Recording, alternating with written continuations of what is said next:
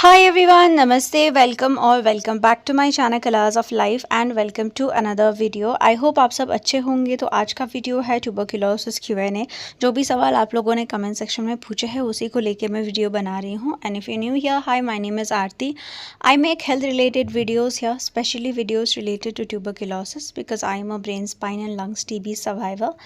And I share videos on the basis of my experience. I am not a medical professional. If you're new here, please hit that subscribe button and let's get started with the questions. First question है, TB की medicine लेने से BP low होता है क्या? Please make video on this topic, how to control BP low and panic attack.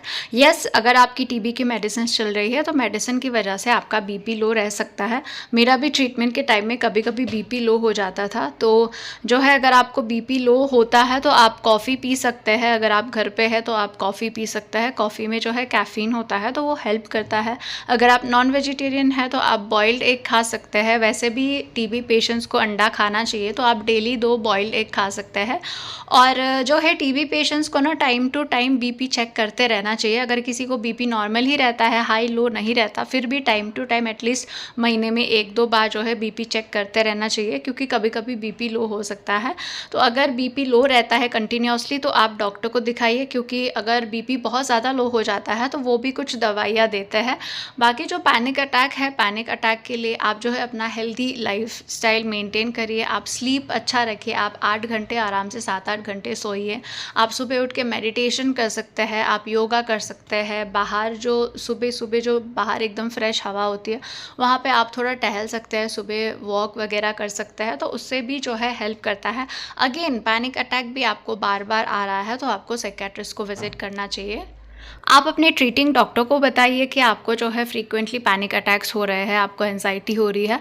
तो कभी कभी वो खुद भी मेडिसिन देते हैं और कभी कभी जो है अगर ज़रूरत पड़े तो वो साइकेट्रिस्ट को रेफ़र करते हैं। तो अगर आपको फ्रीक्वेंटली आ रहे हैं पैनिक अटैक्स, बहुत ज़्यादा एंजाइटी हो रही है, तो आपको डॉक्टर को बताना चाहिए। क्वेश्चन है, आरती जी, क्या आपको ब्रेन स्पाइन के अलावा एब्डोमिनल टीबी भी हुआ था? नहीं, मुझे brain and spine TB diagnose हुआ था 2021 में, और 2023 में मुझे लंग्स टीबी डायग्नोस हुआ था।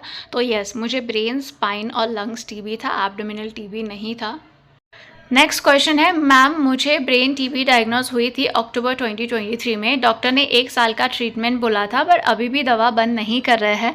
1 साल में दवा बंद नहीं करेंगे, एटलीस्ट 1.5 साल तो चलेगा। मुझे भी जब 2021 में brain and spine TB diagnose हुआ था, मुझे 1.5 साल का ट्रीटमेंट बोला था, लेकिन मैंने 3 साल ट्रीटमेंट लिया। तो जब तक मेरा पूरी तरीके से ठीक नहीं हुआ तब तक मैंने ट्रीटमेंट लिया। तो हो सकता है कि आपका 1.5 साल जब हो जाएगा, 18 मंथ्स, तो डॉक्टर MRI वगैरह करके देखे, और अगर सब कुछ ठीक रहेगा तो वो मेडिसिन बंद कर देते हैं। अगर कुछ दिखता है तो फिर वो मेडिसिन कंटिन्यू भी कर सकते हैं। तो थोड़ा टाइम लगेगा शायद। और दूसरा क्या पूछ रहे हैं कि थोड़ा मेमोरी प्रॉब्लम है और थोड़ा वॉकिंग में प्रॉब्लम है। वॉकिंग और मेमोरी प्रॉब्लम सही होने में कितना टाइम लग जाता है? मेमोरी प्रॉब्लम जो होता है वो आप अपने ट्रीटिंग डॉक्टर से बात करिए, क्योंकि जब ये मुझे ब्रेन में स्ट्रोक आया था, और मुझे जब टीबी होने से पहले मुझे ब्रेन में स्ट्रोक आया था, तो उस वजह से मुझे भी डॉक्टर ने बोला है कि मेरी मेमोरी प्रॉब्लम थोड़ी है। मुझे मेमोरी प्रॉब्लम है, और जब मैं अपने डॉक्टर से बोलती हूँ तो डॉक्टर भी बोलते हैं कि जाने के लिए थोड़ा टाइम लगेगा, लेकिन पहले से बहुत बेटर हो गया है। तो धीरे धीरे करके वो ठीक होता है मेमोरी प्रॉब्लम। आप इस बारे में अपने डॉक्टर से बात कर सकते हैं। और वॉकिंग में जो प्रॉब्लम है वो, अगर आप जो है एक्सरसाइज वगैरह, अगर आप फिजियोथेरेपी ले सकते हैं तो आप कंटिन्यू फिजियोथेरेपी लीजिए।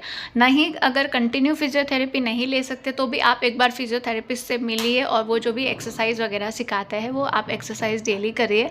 चलने के लिए किसी को 6 महीने लगते हैं, किसी को 2 महीने में ही चलते हैं, कोई 1 साल भी लेते हैं। तो पेशेंट टू पेशेंट ही होता है, क्योंकि मुझे जो है 6 महीने बाद में अच्छे से चलने लगी थी, लेकिन मेरे साथ ही जो लोग ट्रीटमेंट ले रहे थे वो लोग कोई 8 महीने बाद चलने लगे, कोई तो 3-4 महीने में ही चलने लगे थे, 6 महीने में एकदम अच्छे से चलने लगे थे। तो आपका जो प्रॉब्लम है उसी के हिसाब से जो है आपको टाइम लगता है। तो आप पेशेंस रखिए, क्योंकि बीमारी डायग्नोस हो गया है, ट्रीटमेंट ऑलरेडी 1 साल हो गया है, तो I think you are at a better place now. तो आप जो है ट्राई करते रहिए। अगर आप फिजियोथेरेपी नहीं ले रहे हैं और अगर आपके लिए पॉसिबल है फिजियोथेरेपी लेना तो फिजियोथेरेपी लीजिए। अगर नहीं भी पॉसिबल है आपको रेगुलर लेना, तो आप जो है एक बार फिजियोथेरेपिस्ट से मिलिए। नेक्स्ट है, मेरा तो 2 बार ऑपरेशन भी हो चुका, तब जाके पता चला बोन टीबी है। 1 ईयर दवा चला, लेकिन अभी भी दर्द होता है चलने में। आपका किस चीज़ का ऑपरेशन हुआ था, और ऑपरेशन के बाद अगर डॉक्टर ने आपको कुछ प्रिकॉशन लेने के लिए बोला है तो आप वो प्रिकॉशन लीजिए। जैसे आपको हैवी चीज़ें नहीं उठानी होती है और भी कुछ रोक टोक होती है आपके लिए, तो अगर कोई भी प्रिकॉशन आपको डॉक्टर ने बोला है कि आपको ये काम नहीं करना है तो आप वो मत करिए। और अगर आपको बोन टीबी है तो आपको ज़्यादा नहीं चलना चाहिए, एक्सेसिव वॉकिंग नहीं करना चाहिए आपको। अगर आपको बोन टीबी है तो बोन टीबी के पेशेंट्स को ये कहा जाता है कि उनको एक ज़्यादा जो है चलना नहीं चाहिए। तो इस बारे में भी आप अपने डॉक्टर से बात कर सकते हैं कि आपको दिन में आप कितना चलें। हो सकता है कि आपको जो है ज़्यादा चलने के लिए मना करेंगे डॉक्टर, तो इस बारे में भी पूछिए। और बोन में टीबी है तो आपको जो है चलने में दर्द होता ही है। मुझे स्पाइन में टीबी है फिर भी मेरे लेग में पेन होता है, तो बोन टीबी में ये प्रॉब्लम होता है और बोन टीबी के पेशेंट्स को ज़्यादा चलने के लिए मना किया जाता है। तो आप इस बारे में अपने डॉक्टर से एक बार बात करिए। और अगर वो भी यही कहते हैं कि आपको ज़्यादा नहीं चलना चाहिए तो आप जो है अपना चलना फिरना जो वॉकिंग होता है वो थोड़ा कम करिए। नेक्स्ट क्वेश्चन है, दी मेरी 3 साल की बेटी को ब्रेन टीबी हुआ है, 6 मंथ्स हो गए हैं, अभी भी अनकॉन्शियस है, नहीं बोलती नहीं चलती। प्लीज़ मैम बताइए कि कब तक ठीक हो जाएगी। जयपुर से ट्रीटमेंट हो रहा है। तो ये चीज़ जो है कब तक ठीक हो जाएगी या फिर कब तक, बहुत सारे ऐसे क्वेश्चंस आते हैं कि कब तक मैं चलना शुरू करूँगा, कब तक होश आएगा, कब तक। तो ये जो है सच में अगर मैं कहूँ तो आपके जो ट्रीटिंग डॉक्टर है वो भी सही से नहीं बता पाते हैं। वो भी यही कहते हैं कि हम ट्राई कर रहे हैं और पेशेंस रखिए, वेट करिए। क्योंकि मेरे साथ भी ऐसा हुआ था, मैं भी 45 दिन तक अनकॉन्शियस थी। तो मेरे पेरेंट्स का भी यही सवाल था कि कब तक इसको होश आएगा, कब तक बोलने लगेगी। बट बहुत ज़्यादा टाइम लगा और डॉक्टर यही कहते थे कि हम कोशिश कर रहे हैं और आप लोग पेशेंस रखिए।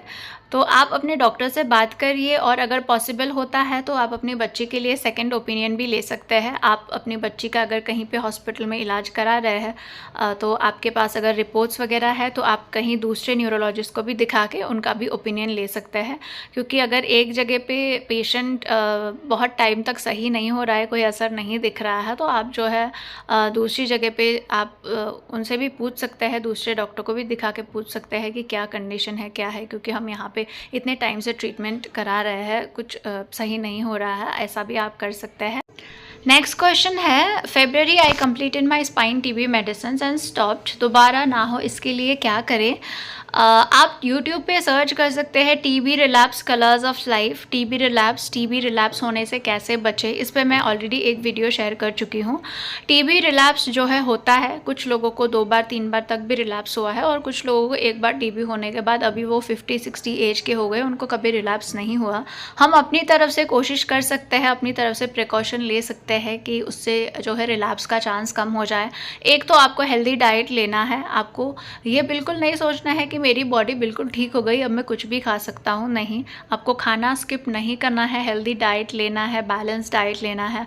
उसके बाद आप डेली एक्सरसाइज करिए, थोड़ा थोड़ा एक्सरसाइज करिए। अगर आप स्पाइन टीबी से ठीक हुए हैं तो भी आपको जो है ऐसा नहीं करना है कि अभी तो मैं ठीक हो गया और जितना भी वेट मैं उठा सकती हूँ। नहीं, आपको ज़्यादा वेट नहीं उठाना है, आपको ज़्यादा टाइम तक झुके नहीं रहना है स्पाइन टीबी में, उससे प्रॉब्लम हो सकती है। ठीक होने के बाद भी आपको ये सब प्रिकॉशंस लेना है।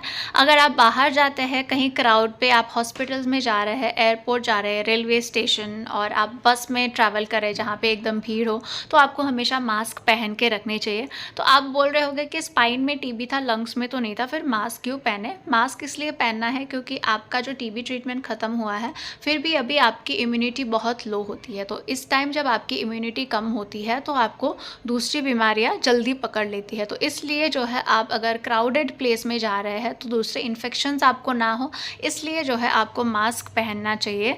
और आप वो वीडियो देखिए, TB relapse colours of life आप सर्च करेंगे तो उसमें मैंने डिटेल्स में बताया हुआ है कि आप क्या कर सकते हैं जिससे टीबी रिलैप्स ना हो। आज का लास्ट क्वेश्चन है, मैम मेरा ट्यूबरक्लोसिस था, ट्रीटमेंट ख़त्म हो गया है पर बैक साइड में दर्द होता है, किस लिए होता है।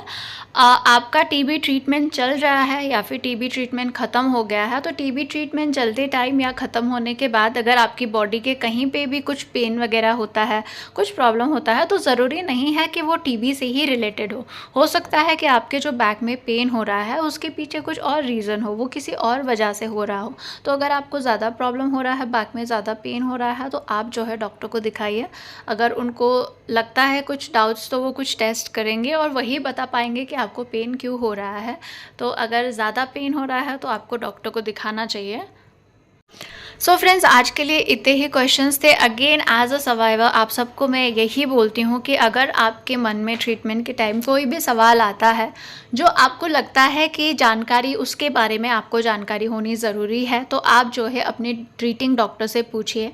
कुछ पेशेंट्स होते हैं जो डॉक्टर से बिल्कुल भी सवाल ही नहीं पूछते हैं, वो जो भी बोलते हैं हाँ सुन के आ जाते हैं, फिर घर पे आके उनके मन में हज़ारों सवाल आते हैं।